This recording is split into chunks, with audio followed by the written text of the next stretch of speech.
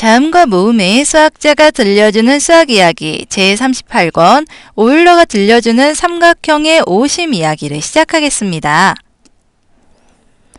오일러는 시각장애를 겪었고요. 자식을 여러 명 잃는 슬픔도 겪었어요. 하지만 역사상 가장 많은 업적을 남긴 천재 수학자랍니다.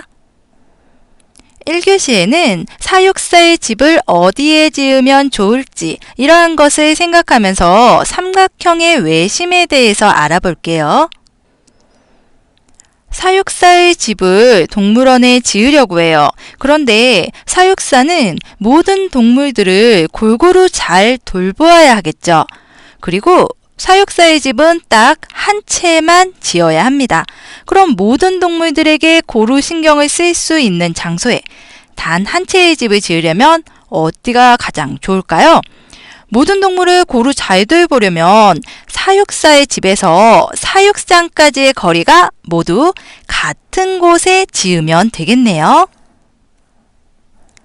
모든 사육장과 같은 거리에 있는 사육사의 집을 찾았습니다.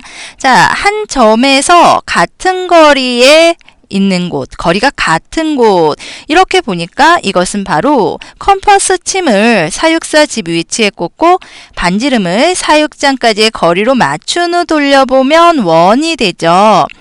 한 점에서 거리가 같은 곳을 모두 표시해보면 바로 원이 되는 거예요. 그렇다면 사육사의 집은 바로 원의 중심이 되는 겁니다. 그러면 이번에는 세 사육장을 직선으로 연결해 볼게요. 직선으로 연결해 보니까 삼각형이 나오네요. 조금 더 단순한 그림으로 이렇게 보고요. 세 점을 지나는 삼각형이 만들어졌고 삼각형과 원은 꽉 끼게 되네요. 우리가 그린 원은 바로 외접원이 되는 것이고요. 우리가 사육사 집의 위치로 잡은 점은 외접원의 중심이 돼요. 외접원의 중심은 줄여서 외심이라고 합니다.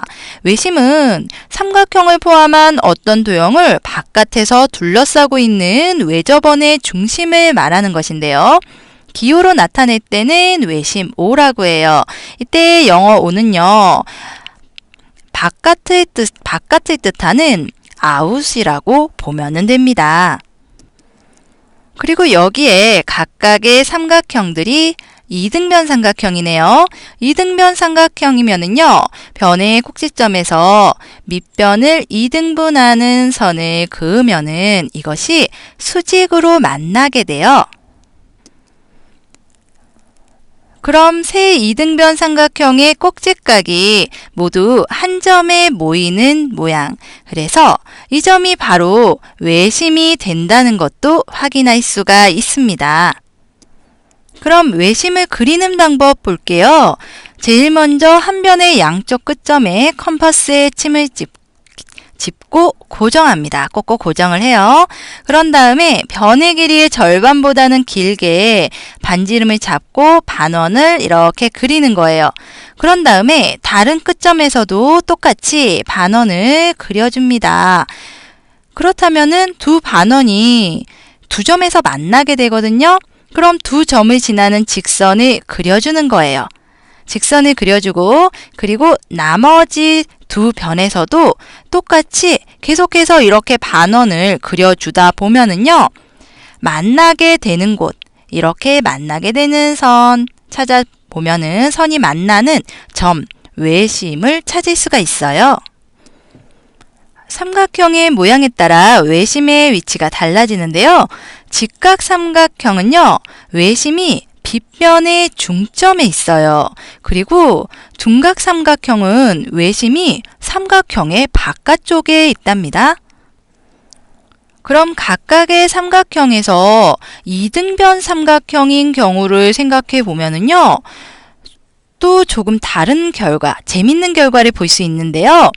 외심의 위치는 물론 같지만 이등변 삼각형이 된다면요. 꼭지각의 이등분선 위에 외심이 존재한다는 것을 확인할 수가 있어요. 그리고 마찬가지로 직각 삼각형에서는 빗변의 중점, 그리고 둔각 삼각형은 삼각형의 바깥쪽에 있는 거죠. 그럼 1교시 내용을 정리해 볼게요. 삼각형의 외심은 삼각형을 바깥에서 둘러싸고 있는 외접원의 중심입니다. 기호로 외심 O라고 표현할 수가 있고요. 삼각형의 세변의 수직 이등분선은 한 점에서 만나는데요. 이 점이 바로 외심이라고 볼 수가 있어요. 그래서 외심을 찾을 때는 두 변의 수직 이등분선의 교점을 이용하여 찾는 것이 가장 편리하고요. 삼각형의 종류에 따라 외심의 위치가 달라집니다.